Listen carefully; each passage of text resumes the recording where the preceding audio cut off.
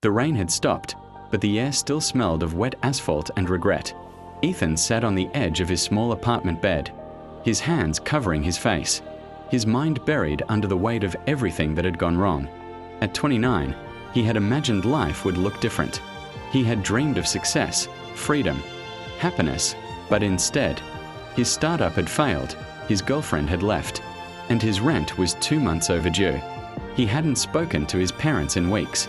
His phone was filled with "we regret to inform you" messages from job applications. That night, when he felt he had nothing left, he opened the old wooden box that had been with him since high school. Inside were dusty photos, a few medals from track meets, and one yellowed envelope labeled in shaky handwriting, "To my future self, open when you feel lost." He froze. It was his own handwriting. 16-year-old Ethan had written it. He had completely forgotten. His hands trembled as he tore it open.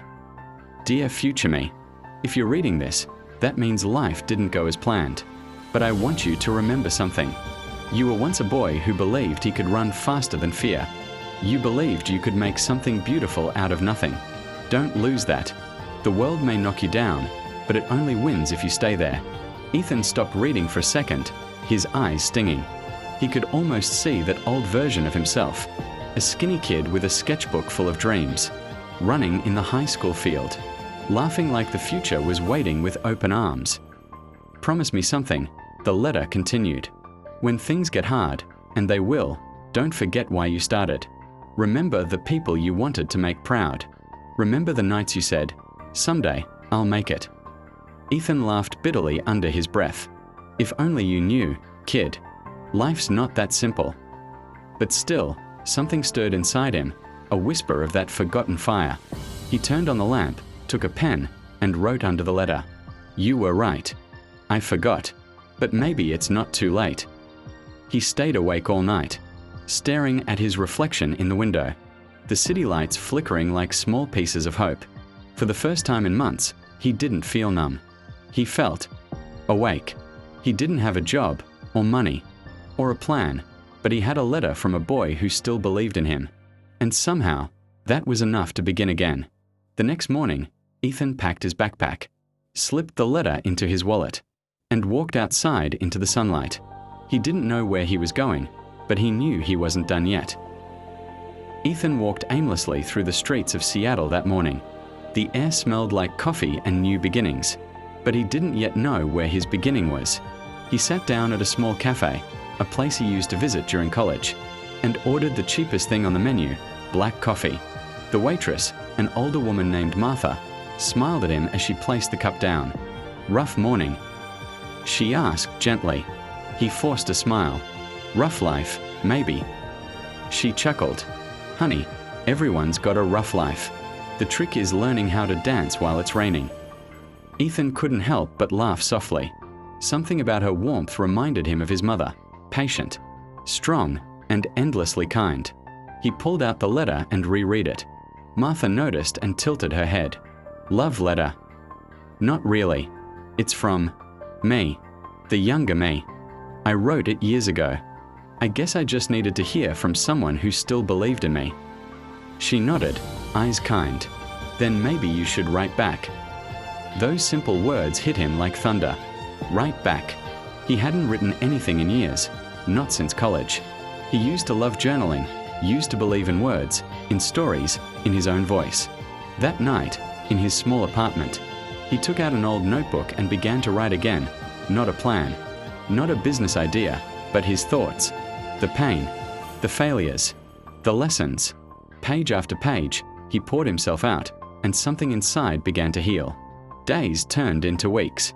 Ethan took a part-time job at a bookstore, surrounded by words and stories. Every day before opening, he'd sit by the window and write letters, not to others, but to himself. "Dear me, today you tried. That's enough. Dear me, don't forget, even small steps count." Slowly, the fog lifted.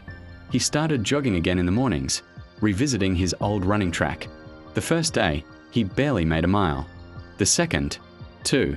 By the third week, he felt alive again. Martha would often check in, always saying, "Keep that pen moving, sweetheart. That's how you stay alive." One evening, after closing the bookstore, Ethan found a flyer pinned to the door. Local Writers Workshop, share your story. He almost walked past it, but then he thought of that boy, the 16-year-old, who believed anything was possible, and smiled.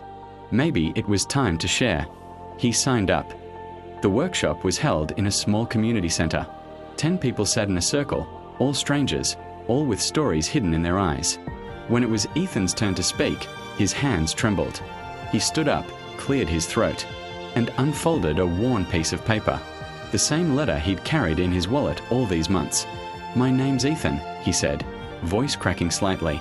"And this is a letter I wrote to myself 13 years ago." He began to read it aloud. His voice shook at first, but then grew stronger. The words weren't just ink on paper anymore. They were proof that even broken, dreams could still breathe. When he finished, the room was silent for a long moment. Then came the applause, not loud, but real. After the session, a young woman approached him.